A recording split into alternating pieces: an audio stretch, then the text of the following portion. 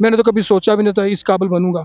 ये अल्लाह ताला की रहमत है। एकदम क्या हुआ, जिंदगी ने अचानक मोड़ काट लिया कि वो लाखों रुपया छोड़ के अल्लाह की राह में निकल पड़े? गरीब बंदे को कफन के पैसे मुहैया नहीं, उसके पास कब्र के लिए नहीं है, खाने के लिए नहीं है, तो वो भी उसको अफोर्ड करूंगा। अच्छा, आपने ये मस्जिद जो है बनाकर आईजी साहब को गिफ्ट कर दी, इसका क्या मतलब? हर बंदा हमारे पे उंगली उठाता था, तो हमने सोचा कि यार रोज रोज से मरने से एक दफा मर ले, किसी अच्छे तरीके से मरेगा, मर भी जाएंगे तो कोई याद भी करेगा। अस्सलाम वालेकुम नाजरीन, आपका मेज़बान मिस्टर शामिया आपकी खिदमत में हाजिर है और आप देख रहे हैं खलीज डिजिटल।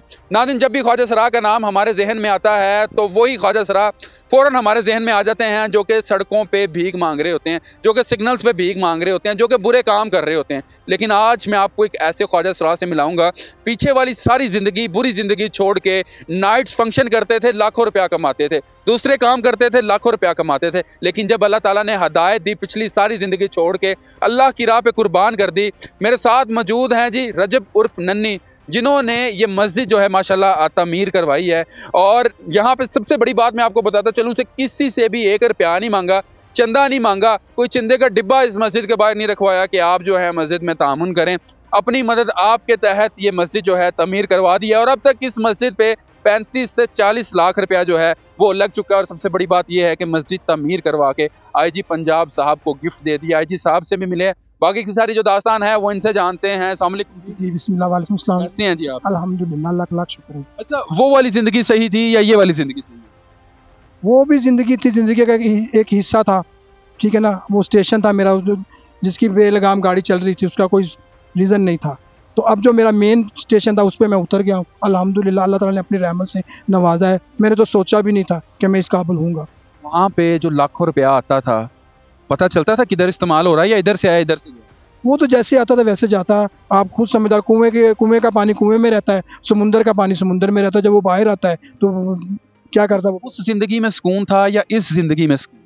सुकून तो खैर इंसान को किसी ज़िंदगी में भी नहीं है। सुकून इंसान खुद बनाता है अपने हाथों से और अपनी ज़ुबान से और अपने पाँव से, ठीक है। और अल्हम्दुलिल्लाह वो भी ज़िंदगी का एक हिस्सा था, उसको मैं क्यों बुरा कहूँ। उस ज़िंदगी ने मुझे बहुत कुछ सिखाया था।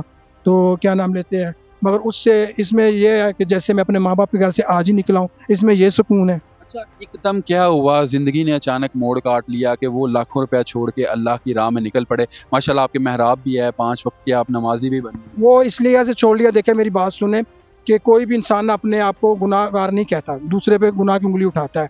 हमें हर बंदा टॉर्चर करता है, कहता है ये लोग ऐसे हैं, ये ऐसे हैं, ये ऐसे हैं। देखिए भाई, हम जो भी हैं, हम लोग तुम्हारे दरवाज़ों पर ही आते हैं। अगर हमारी फ्रेगनेस भी है तो तुम लोगों से भी होती है। अब गरीब बंदे से तुम्हारी फ्रेगनेस नहीं होगी। वो जो सारा दिन मजदूरी करेगा, 400-500 कमाएगा, वो हमें क्या देगा, अपने घर क्या लेके जाएगा। इस वजह से हर बंदा हमारे पे उंगली उठाता था। तो हमने सोचा कि यार रोज रोज से मरने से एक दफा मर ले, किसी अच्छे तरीके से मरेगा, मर भी जाएंगे तो कोई याद भी करेगा। इस वजह से इस लाइन से किनारा कशी की। माशाल्लाह जी, अब तक मस्जिद पे कितने पैसे लगा चुकी हैं?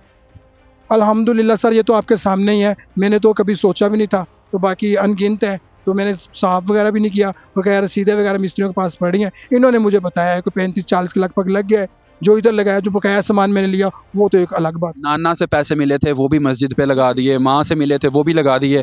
अब मस्जिद का काम इसलिए जो रुक गया है, यानी कि जो मतलब आपने जितनी जमा पूंजी थी आपने भी कमाए थे वो भी माशाल्लाह मस्जिद पे लगा दे। अब मस्जिद का काम रुक गया कि आपने 2-3 लोगों से पैसे लेने थे वो दे नहीं? हाँ जी, वो दे नहीं रहे। दूसरी बात ये है, मैंने मस्जिद का काम शुरू करवाया, ना मैंने किसी मजदूर की मजदूरी रखी है, ना किसी मिस्त्री की रखी है, ना ही रेंट से कोई चीज़ ली। फट्टे बाले वगैरह हर चीज़ मैंने अपनी ही ली है। और जो सामान वगैरह भी सारा मैंने इकट्ठा मंगवाया था। मिस्त्री ये बता रहा था कि आपने इस मस्जिद में कोई कंप्रोमाइज नहीं किया, अच्छे से अच्छा मटेरियल इस्तेमाल। जी जी, तो वो मैंने इसको कहा कि मैंने बोला भाई अल्लाह का घर है, आम घरों को तो इंसान रोज़ देखता है, देखभाल कर लेता है, तो मस्जिदों की कोई भी देखभाल नहीं करता। इसकी कुर्सी भी ऊंची रखी जाए और इसके जो मटेरियल है वो भी स्ट्रॉन्ग लगाया जाए, कल कला के लिए प्रॉब्लम परेशानी ना हो। ठीक है, अभी मस्जिद का जो है तकरीबन 30% जो है काम हो गया है, अभी 70% जो काम है वो बाकी रहता है। सही जी जी जी, ऐसे 70% तो नहीं है, 50% है। 70% तो खैर नहीं है जी। इतना ही रहता मेरी बात सुने ना, कोई भी इंसान है किसी भी नेचर का, वो यही कहता है ना यार छत बन गई तो घर भी बन जाएगा। तो मेन प्रॉब्लम होती है छत की। तो अल्हम्दुलिल्लाह 3 सेक्शन में आपने देख लिया, मैंने लेंटर भी डलवा दिया है, 4 द्वार भी मुकम्मल करवा दी। मैंने तो कभी सोचा भी नहीं था इस काबिल बनूंगा। ये अल्लाह ताला की रहमत है। है। अच्छा, आपने ये मस्जिद जो है बनाकर आईजी साहब को गिफ्ट कर दी, इसका क्या मतलब? वो इसका गिफ्ट है कि जब उनके पास गए थे, जी आप देख रहे हैं, मेरे साथ 10 मुबारक मिलाया। फिर उन्होंने मुझसे पूछा, फिर जो मुझे ले गए थे, मेरी चेला थी उजाला, जो डीपीओ ऑफिस में विक्टिम ऑफिसर की ड्यूटी सारे अंजाम दे रही है टफस सेंटर में। ठीक है ना। तो सर फैसले मेरे साथ गए, तो फिर उन्होंने बताया कि ये मस्जिद है। उन्होंने बोला बहुत अच्छा, आप नेकी का काम कर रहे हैं, मुझे खुश होकर मिले। इसी खुशी में मैंने गिफ्ट कर दिया। दूसरी बात ये है कि आपने यहाँ पर 3 दुकानों की जगह छोड़ी है, ये किस लिए छोड़ी? यहाँ पे क्या हो? ये 3 दुकानों की 2 दुकानें जो मस्जिद का तेल दिया वगैरह चलता रहेगा, एक मस्जिद की दुकान में मैं खुद रहूँगा और उसमें मैं कफ़न-दफ़न का सामान रखेंगे। और अल्लाह ना करे कोई गरीब बेसहारा यतीम है, आखिर मौत है, अशरफ अल मखलूक़ात है, ज़ायक़ातुल मौत, कुल्लु नफ्सिन ज़ायक़ातुल मौत, हर किसी ने चखना है। तो कल किसी को गरीब बंदे को कफ़न के पैसे मुहैया नहीं, उसके पास कब्र के लिए नहीं है, खाने के लिए नहीं है, तो वो भी उसको अफ़ोर्ड करूँगा। अल्लाह जी, ये बहुत बड़ी बात है।